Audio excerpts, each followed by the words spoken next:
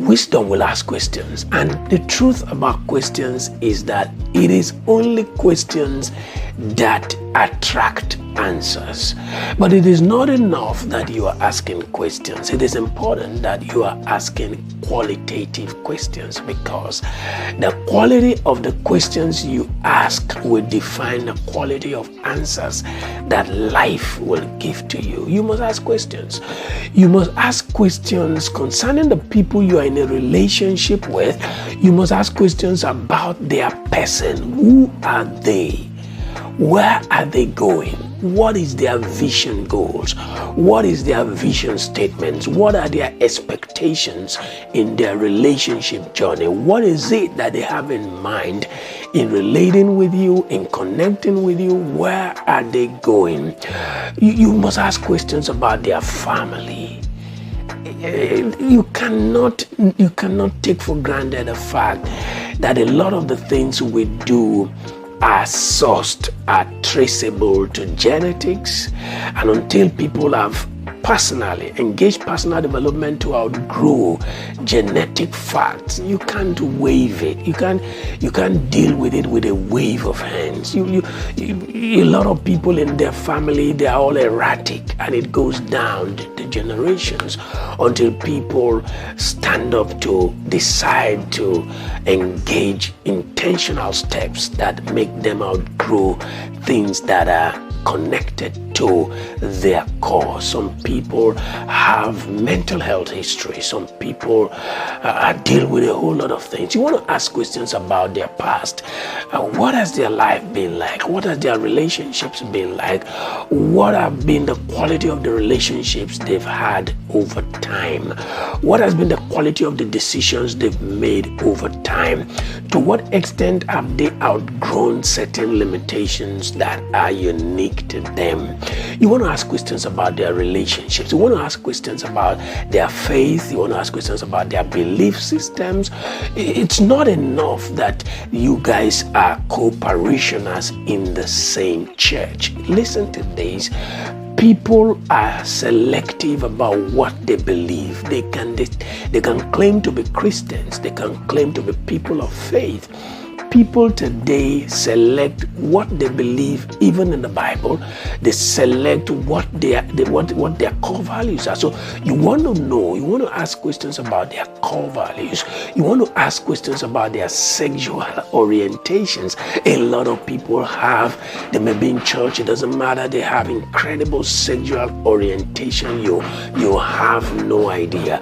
People are battling with depression, they're battling with all kinds of stuff while they're still in church and acting like they don't have all those situations. So you want to know about their sexual inclinations. You want to know about their resilience, their tenacity. You want to know about their capacity to stay on a job, to sustain a project, to keep at something to fruition. You want to be sure that they're not just starters, that they are finishers. You want to ask these questions, get responses, and have the opportunity to observe for yourself that what they say is consistent with the life that they live.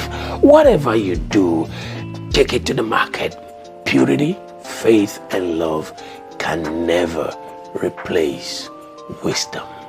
Making an informed choice is a wisdom function. Strategic planning in your relationship journey is a wisdom function. Developing a roadmap for your love life, that's the title of the book I wrote. It's a wisdom function. Sleeping over propositions before responding is a wisdom function. Refusing to respond to questions and inquisitions when people demand that you must answer right now without giving you the space and the time to go think over it, to go sleep over it, it's a wisdom function. You don't have to answer. You don't have to give people responses when they want, how they want, where they want. And life is not about them. You don't owe any person any obligation to do life according to their terms, according to their whims, according to their caprices. You have a right to be objective. You have a right to ensure that the people you deal with are who they say they are.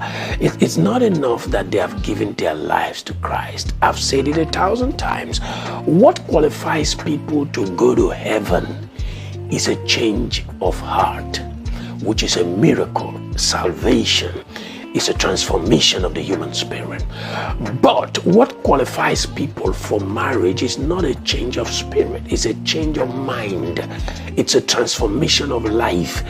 And that is an individual responsibility, and it requires time for people to work out the salvation that God has wrought inside of them. They need time to work it out, and it becomes a manifest experience in their day-to-day life. You therefore cannot judge a person qualified for marital spaces just because they gave their life to Christ before your presence. You have to be sure that they've taken the time to experience what the Bible calls present your bodies a living sacrifice, pure, which is acceptable unto God, acceptable unto God, a reasonable sacrifice. It talks about being transformed by the renewal of mind. Marriage is complex.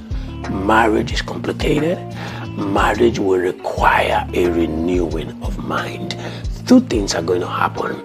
It's either your mind is already renewed, then you come into marital spaces, or you are so teachable that even if your mind is being renewed, when you come into a marital space, you are willing to allow marital spaces to become instruments in the hands of God for your transformation. Because I tell you something, marriage will require flexibility at some point where you're willing to be changed, you're willing to be turned around.